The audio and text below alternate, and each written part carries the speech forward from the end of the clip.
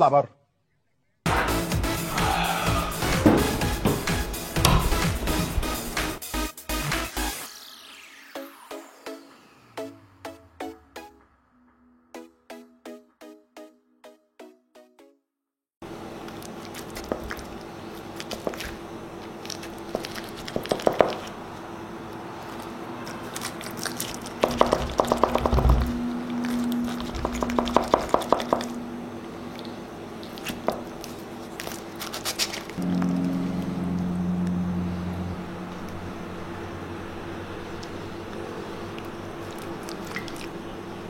مرحبا جميعا، معكم خليل من خليل فلوجز تي في. مثل ما شفتوا اليوم عملت باستا، واكيد يعني تشيتنج ميل، اشقوان، زبده، معكرونه اللي بدكم اياه، وصراحه طالع شكلها بشهي ما بتصدقوا قد ايه. يعني عن جد انا كثير انبسطت انه طلعت معي هيك، وكثير مشوق اني اكل، فما بدي كثير طول بالحكي، خلوني بلش اكل وبرجع بعطيكم رايي.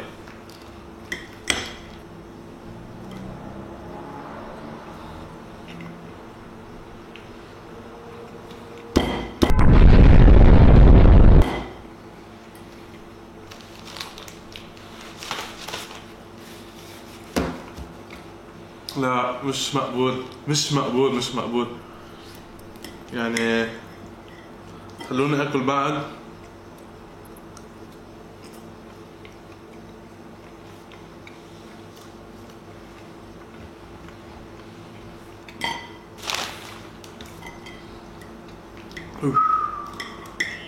شو بدي اقلكم، شو بدي اقلكم.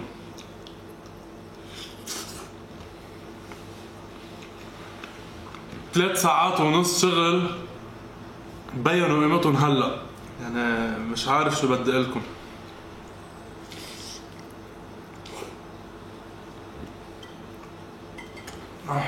بعد سخن شوي. يا جماعة الدسامة الموجودة بهالباستا، يعني عندكم 100 جرام زبدة، لتر مي وحليب، اشقوان نص كيلو مثل ما هو نحط، دجاج، المعكرونة بزيادة يعني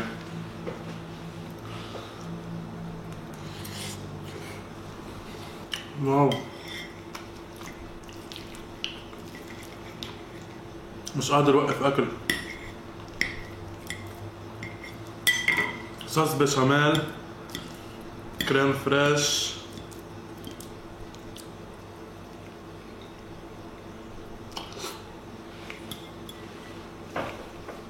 يعني هيدا عن جد اللي بده ياكلها لازم دغري من بعدها يروح يعمل سبورت.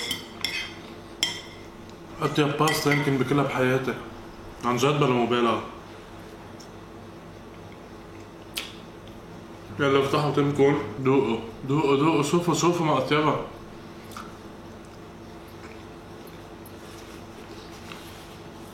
اوف، الدجاج مستوى على القد، خلوني زيد.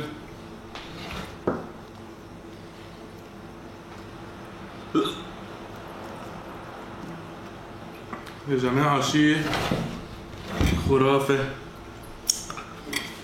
على فكرة أنا عم بحمل الصينية على الفرن، حسيتها كتير تقيلة، فشو قمت عملت؟ جبت هذا الميزان اللي بزين عليه وحطيت الصينية، طلع وزنها 4 كيلو الأكل مع الصينية. يعني اعتبروا الصينية نص كيلو، بيطلع فيها 3 كيلو ونص أكل بس. يعني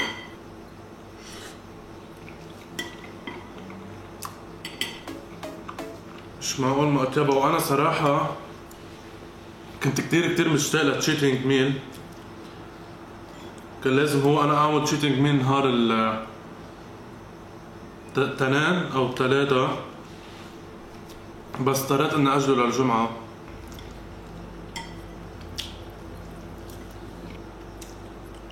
رح أحط بعد صحن صغير، لأن هالأكلة مش كل يوم رح فيي أكلها، وأنا أصلاً كتير بحبها. يعني نكست تشيتنج ميل رح بلش بالأشياء السكري، لأنه بعد من أول ما بلشنا تشيتنج ميل كله عم بيكون مالح، فمرة الجاي رح يكون حلو. انتوا اكتبوا لي بالكومنتس شو التشيتنج ميل الحلو اللي بتحبوا اني اعمله. هلا انا في شي حاطه براسي بس ما بعرف، يمكن ارجع غيره. انا رح اودعكم من هون، وانا هول باقيين بالصحن ما حقدر اكملهم، خلص يعني انفجرت. اكتبوا لي رايكم بالكومنتس كيف طالع الباستا معي. وهذا كان الفيديو لليوم، ان شاء الله يكون عجبكم. صراحه اكله سوبر رائعه. وهيك بنكون وصلنا لنهايه هذا الفيديو. ما تنسوا تنزلوا تعملوا لايك وسبسكرايب. باي.